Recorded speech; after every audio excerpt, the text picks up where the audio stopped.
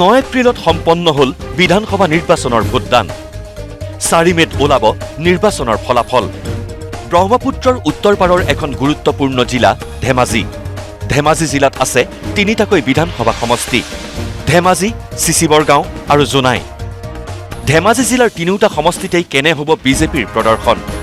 ধেমাজিৰ আটাইতকৈ চৰ্চিত সমষ্টি নৱগঠিত চিচিবৰগাঁও সমষ্টি, য'ত প্ৰতিদ্বন্দ্বিতাত আছে বিজেপি প্ৰাৰ্থী জীৱন গগৈ, বিৰোধী ঐক্যৰ প্ৰাৰ্থী দুলাল বৰুৱা আৰু নিৰ্দলীয় প্ৰাৰ্থী নন্দীগিৰি ভূঞা। ভোটদান হৈ যোৱাৰ পিছত চিচিবৰগাঁও সমষ্টিবাসীৰ অনুভৱ, এইবাৰ সমষ্টিটোত 3কোণীয়া যুঁজ হ'ব। কিন্তু শেষ হাঁহি মাৰিব বিজেপিৰ প্ৰাৰ্থীগৰাকীয়ে, ক'লে সমষ্টিৰ ভোটাৰে। বিজেপিৰ অগ্ৰগতি আছে। প্ৰতিদ্বন্দ্বিতা মূলতে শাসকীয় বিজেপিৰ প্ৰাৰ্থী জীৱন গগৈ ডাঙৰীয়া, তাৰপাছত নন্দীগিৰি ভূঞা ডাঙৰীয়া আৰু দুলাল বৰুৱা, এই 3জন প্ৰাৰ্থীৰ মাজতে প্ৰতিদ্বন্দ্বিতা হ'ব বুলি আমি ইতিমধ্যে অনুমান কৰিছোঁ। বিজেপি এটা বৃহৎ ৰাজনৈতিক দল।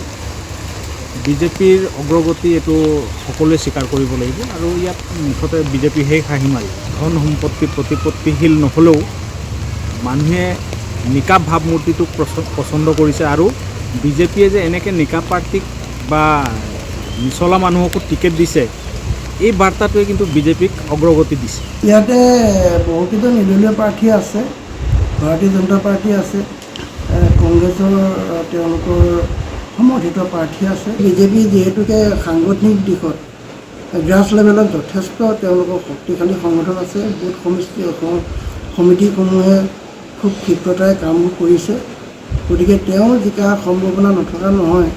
কিন্তু এই ক্ষেত্ৰত আমি ভাবোঁ এই 3জন প্ৰাৰ্থীৰ মাজতে তুমুল প্ৰতিদ্বন্দ্বিতা হ'ব আৰু ইয়াৰে কোনোবা এজনে নিশ্চয় শেষ হাঁহিটো মাৰিব। এইবাৰ আহিছোঁ ধেমাজি বিধানসভা সমষ্টিলৈ, য'ত মূল প্ৰতিদ্বন্দ্বিতা হ'ব বিজেপি আৰু কংগ্ৰেছৰ মাজত। বিজেপি প্ৰাৰ্থী ডাক্তৰ ৰণোজ পেগুৰ বিপৰীতে আছে কংগ্ৰেছৰ শৈলেন সোণোৱাল। যুঁজ হ'ব তীব্ৰতৰ, কিন্তু ৰাইজৰ মত, শাসকীয় পক্ষৰ আঁচনিয়ে আশ্বস্ত কৰিব পাৰিছে ভোটাৰ ৰাইজক। বিৰোধী ঐক্যৰ ভুল বুজাবুজিয়ে সহায় কৰিলে বিজেপি দলক। আগন্তুক ভোটৰ প্ৰক্ৰিয়া কিন্তু কি হ'ব সেই কথাটো একেচাতে পোনচাতে ক'ব পৰা অৱস্থাত মই বৰ্তমান মোৰ নিজৰ অনুভৱত নাই।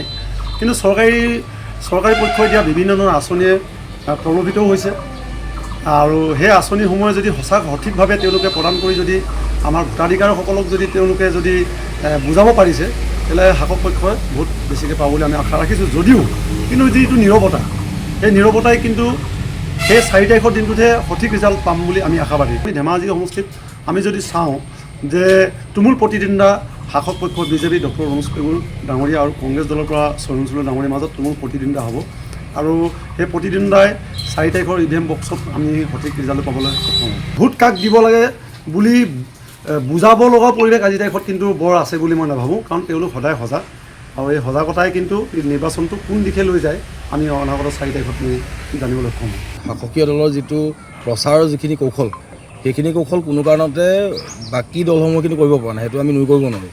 তাৰ লগতে আপোনাৰ যিটো হিতাধিকাৰী যিটো ৰাজনীতি, সেই ৰাজনীতিত বহুখিনি মানুহ, আমাৰ বহুখিনি তল শ্ৰেণীৰ মানুহে হওক বা আমাৰ মিডিল লাইনৰ মানুহে হওক, তেখেতলোকে কিন্তু তাত আশ্বস্ত হৈছে আৰু তেখেতলোকে হিতাধিকাৰী ৰাজনীতি যিটো কৰিব বিচাৰিছে চৰকাৰে, কিন্তু তাৰ পক্ষতে আছে নিচিনা আমি দেখিবলৈ পাইছোঁ। ধেমাজি সমষ্টিটোলৈ যদি আমি চাওঁ, তেতিয়াহ'লে আমাৰ বিৰোধী যিখিনি পাৰ্টি আছিলে তেখেতলোকে কিন্তু একতাৰভাৱে যি খেলিম বুলি ভাবিছিলে সেইধৰণে কিন্তু খেলিব নোৱাৰিলে আৰু তাৰ ফলত সুবিধাখিনি হ'ল আমাৰ শাসকীয় দলৰ।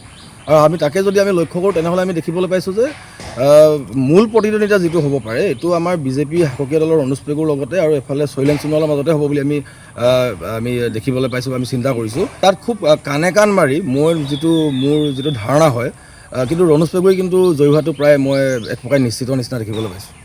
জোনাই সমষ্টিটো হ'ব 2কোণীয়া যুঁজ। বিজেপিৰ সন্মুখত আছে কংগ্ৰেছ। বিজেপি প্ৰাৰ্থী ভুৱন পেগুৰ বিপৰীতে যুঁজ দিছে কংগ্ৰেছৰ ৰাজু মেডকে। সমষ্টিবাসীৰ অনুভৱ, কংগ্ৰেছৰ প্ৰাৰ্থীগৰাকী একেবাৰে নতুন। সমষ্টিটোত কংগ্ৰেছ দলটোৰো দুৰ্বল স্থিতি, সেয়েহে বিজেপিৰ এই জয় নিশ্চিত। জোনাই বিধানসভা সমষ্টিৰ এইবাৰ কিন্তু ৰাইজে হ'ল উন্নয়নৰ পক্ষত আছে আৰু পোনপটীয়া এটা প্ৰতিদ্বন্দ্বিতা হৈছে ইয়াত কংগ্ৰেছ আৰু বিজেপিৰ মাজত। আৰু ইয়াত আমি যদি এনালাইচিছ কৰি চাওঁ, তেতিয়াহ'লে কংগ্ৰেছৰ যিজন কেণ্ডিডেট আছে, সেই কেণ্ডিডেটজন নতুনকৈ কংগ্ৰেছত যোগদান কৰিছে আৰু তেওঁ ৰাইজৰ মাজত যিধৰণে কাম কাজ কৰিব লাগিছিল সেইখিনি কৰাৰ সময়ো তেওঁ পোৱা নাই। আৰু কংগ্ৰেছৰ স্থিতি অলপ ইয়াত দুৰ্বল আছে। বহু ব্যৱধানত বিজেপি পাৰ্টি জয়ী হোৱাটো আমি দেখিবলৈ পাইছোঁ। গতিকে আমি ভবা ধৰণে যদি হয় তেতিয়াহ'লে ইয়াত কংগ্ৰেছটো বৰ এটা ভাল স্থিতিত নাই, যিহেতুকে তেওঁলোকে জিকাৰ মানে চান্সটো তেওঁলোকৰ কম আছে ইয়াত।